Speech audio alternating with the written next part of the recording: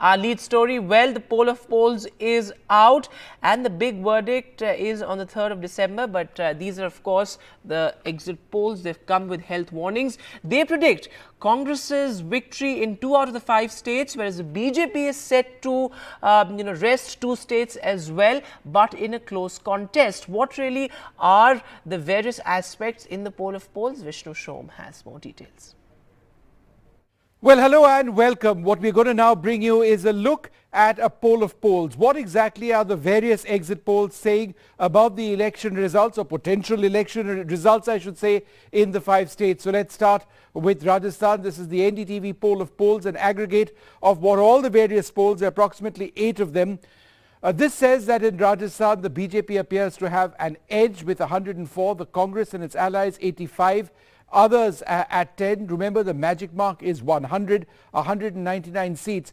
Should be mentioned right up off the top that this does account for outliers as well. In other words, a couple of exit polls which had fairly significant gains for one party or the other. Therefore, it does include that. If those were excluded, then the numbers might be a little bit closer. But be that as it may, the exit poll of polls in the state of Rajasthan has the BJP at 104, clearly ahead. Let's quickly move on now to the next state, Madhya Pradesh. And it is an extremely interesting election over here. It's seen to be quite close. But again, it is, according to the poll of polls, the BJP at 124, the Congress at 102. The Congress party says, no, this is not going to take place at all. The BJP insists and says that come Sunday, we're telling you we're going to be coming to power in the state. Again, this takes into account a couple of outliers. In the absence of that, it would be fairly close, perhaps neck and neck.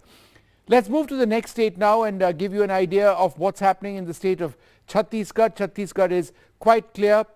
No debate over here, no real outliers. Everybody seems to suggest that it is the Congress which will be coming to power quite comfortably, a simple majority over there.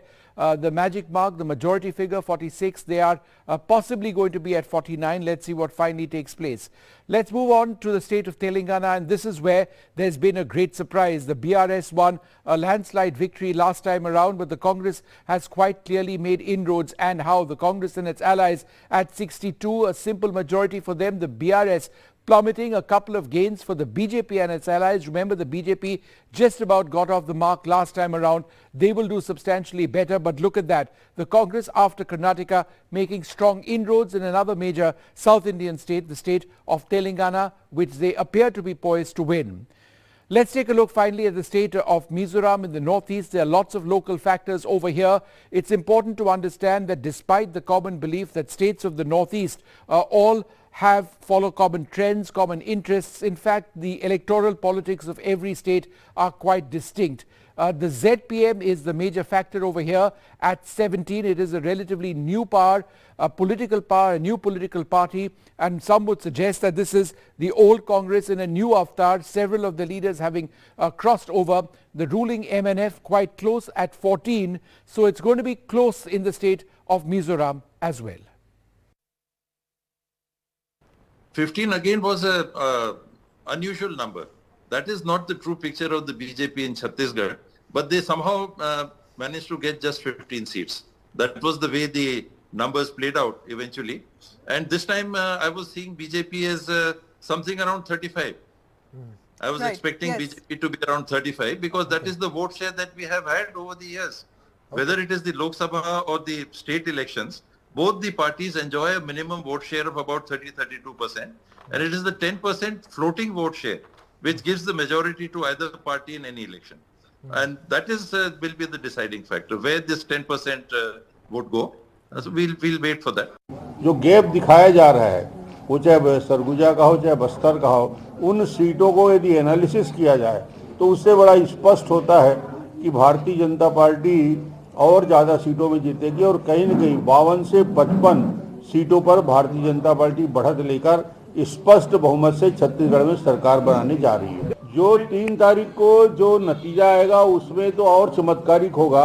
ये 40 नहीं, ये 35 से नीचे जाने वाली है कांग्रेस, क्योंकि ये 40 तक भी नहीं पहुंचेगी। मैं स्पष्ट रूप से आज आपको कह रहा हूँ 3 तारीख के नतीजे आपको दिखाएंगे।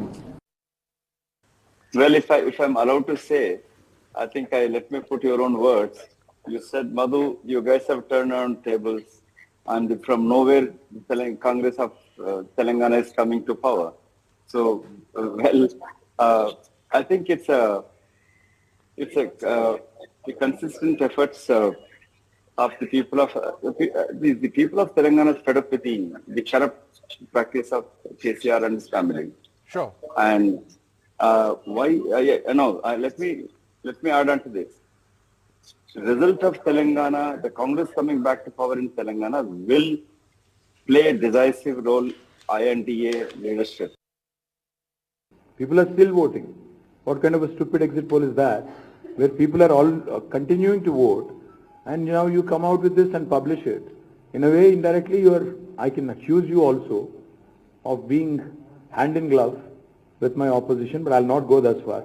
All I'm going to say is, it's ridiculous of Election Commission of India also, basically to allow for exit polls at 5:30 when people are queuing up to vote till 9. I think it's very ludicrous.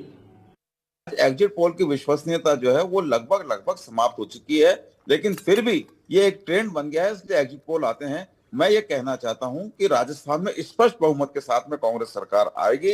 Rajasthan की कांग्रेस सरकार ने जनता की बहुत सेवा की है, राजस्थान के विकास को नई ऊंचाइयां दी हैं। शायद कोई ऐसा विधानसभा क्षेत्र नहीं है पूरे राजस्थान में 200 में से जहां कोई ना कोई विकास के काम नहीं हुए हों।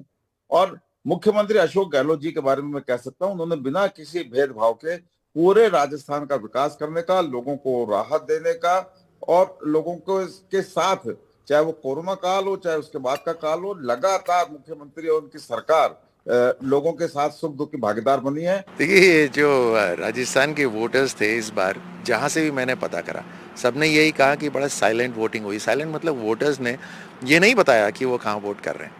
सो ये जो एग्जिट पोल वाले हैं, ये जिनसे इन्होंने प्रश्न भी करा होगा, कितना बताया होगा इनको। मुझे इस बात का मैं आश्वस्त हूँ, यकीन है मुझे कि जैसे रिकॉर्ड हमेशा रहा है, जनता कभी भी ऐसे वोट नहीं कर, अधूरे मन से वोट नहीं करती। जनता हमेशा पूरे मन से वोट करती है और इस बार पूरा मन भारतीय जनता पार्टी की तरफ था। मोदी जी के काम करने के तरीके से प्रभावित है जनता। उसी तरह की सरकार यहाँ पर चाहती है। तो जो आंकड़े आएंगे 3 तारीख को, वो बिल्कुल स्पष्ट आएंगे। भारतीय जनता पार्टी की सरकार पूर्ण बहुमत से राजस्थान में बनेगी।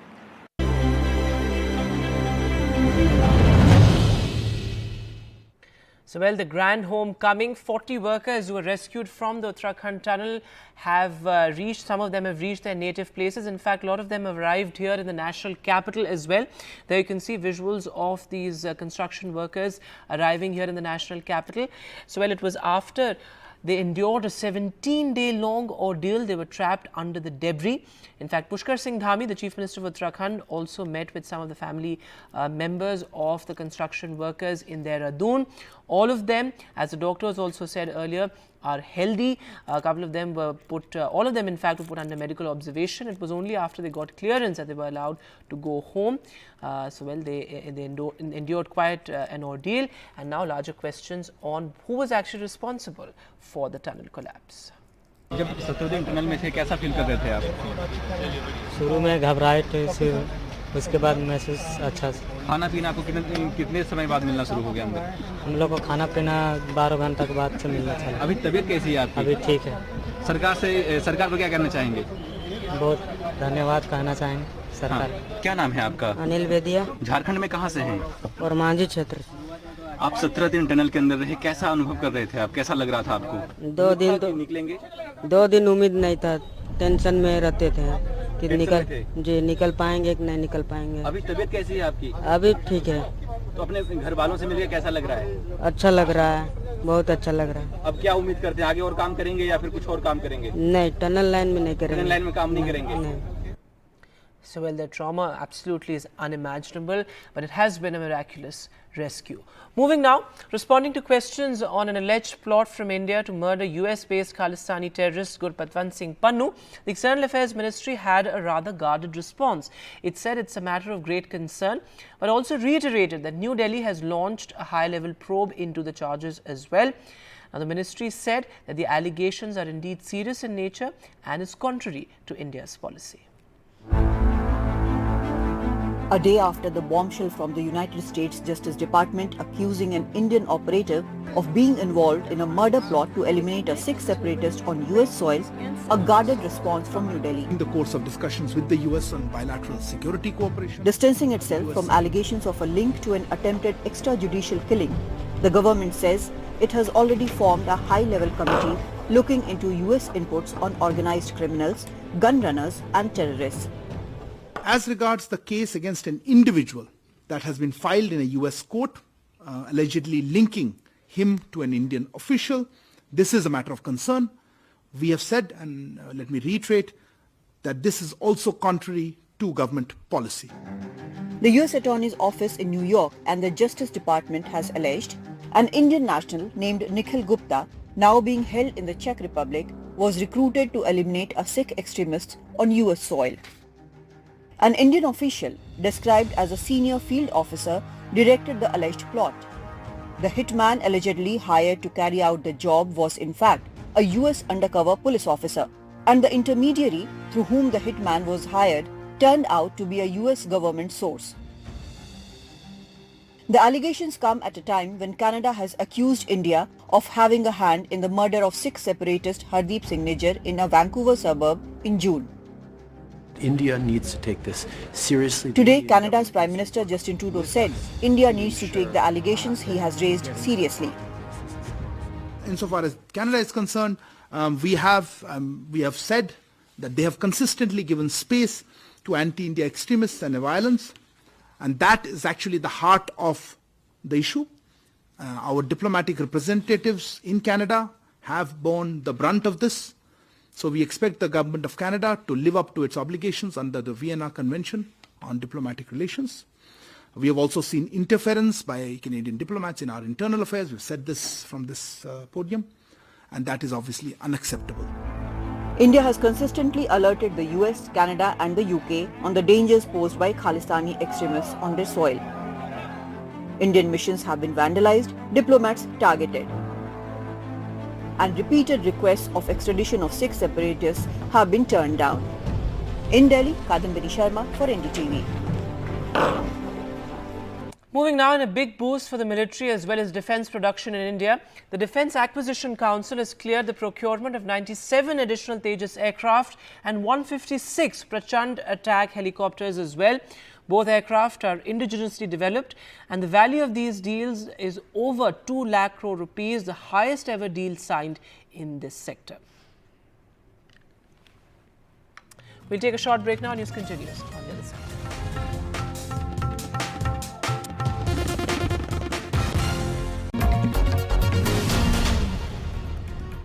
And well, the world is in Dubai for one of the most important climate conferences. Almost as soon as COP28 began, a major breakthrough was announced. The Loss and Damage Fund to compensate developing nations for climate impacts got a unanimous nod. In fact, the Prime Minister will also be in Dubai for the crucial climate conference, and India's focus areas are clear. It includes a roadmap for climate finance and also energy transition.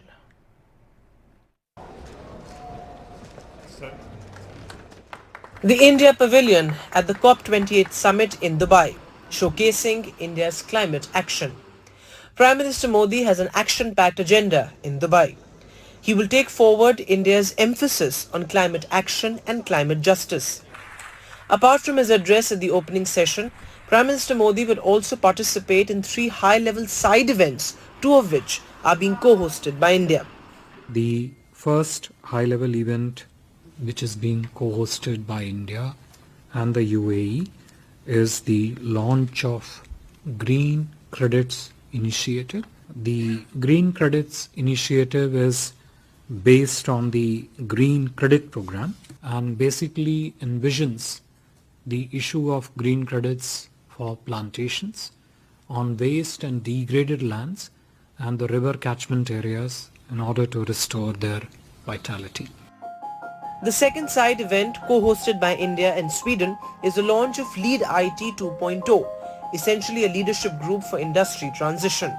This joint initiative was launched in 2019 at the UN Climate Action Summit in New York. it fosters collaboration among the decision makers, bringing together both the public sector and the private sector with the objective of accelerating the industry transition to net zero emissions, essentially from heavy industries.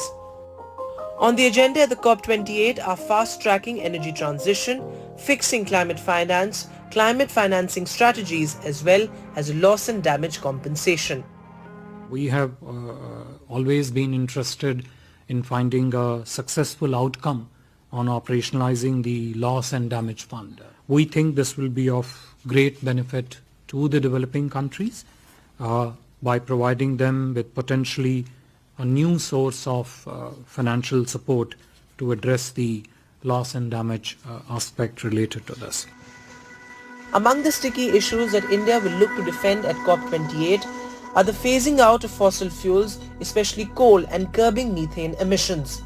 The latter is linked to agricultural practices including rice cultivation. India maintains coal is and will remain an important part of India's energy mix as it moves ahead with its developmental priorities. India will also continue to stress on the Global South view on climate finance and justice. As this summit begins in the shadow of continuous global conflict, the experts believe that the leaders who are attending this summit will now take action to achieve the environmental goals set in the summit. At COP28 summit in Dubai, Mohammad Ghazali for NDTV. To deliver what was promised in Sharm el-Sheikh. The fact that we've been able to activate, operationalize, and pass the threshold that have been associated with the establishment with this fund is historic and is a unique, unprecedented achievement. And well, Mohammad Ghazali is now joining us live from Dubai. So Ghazali, the Prime Minister there in Dubai as well. What really are India's key priorities? And the messaging here is of course very clear. See, the first major victory for developing countries, including India, was the acceptance of loss and damage fund. The loss and damage fund, which generally means that the developed countries will now pledge support, give financial support to the developing countries who are battling out to control the green gas emissions, as well as to work towards a better climate. So that is one major, you can say, achievement of the developing countries, including India. Now for India, the major challenges would be again the green gas emissions, including methane emissions, which have been talked about during the rice cultivation, as well as the less dependence on non-renewable energy of sources of energy like the coal. So India banks on the thermal power plants, and it has been called out for phasing out the coal as a source of energy for power generation. But India has also said in the last summit in COP27, which was held in Sharm el-Sheikh, that if you want to phase out the non-renewable source of energy, just don't focus on coal, but also include the entire sources of the non-renewable source of energy. So that was one big victory for India when the final statement was issued in COP27. Now again, the similar issues will be addressed here, that how to control the global warming. That limit of global warming is something for which this entire summit is being held every year. So reassessment of what was promised in the last summit. Also, India is also trying to sort of stitch a global biofuel alliance. This was done in G20 when Prime Minister Narendra Modi had spoken about it. India, Brazil and United States are part of that alliance. Maybe we will see an expansion of that alliance and many other countries would be joining it.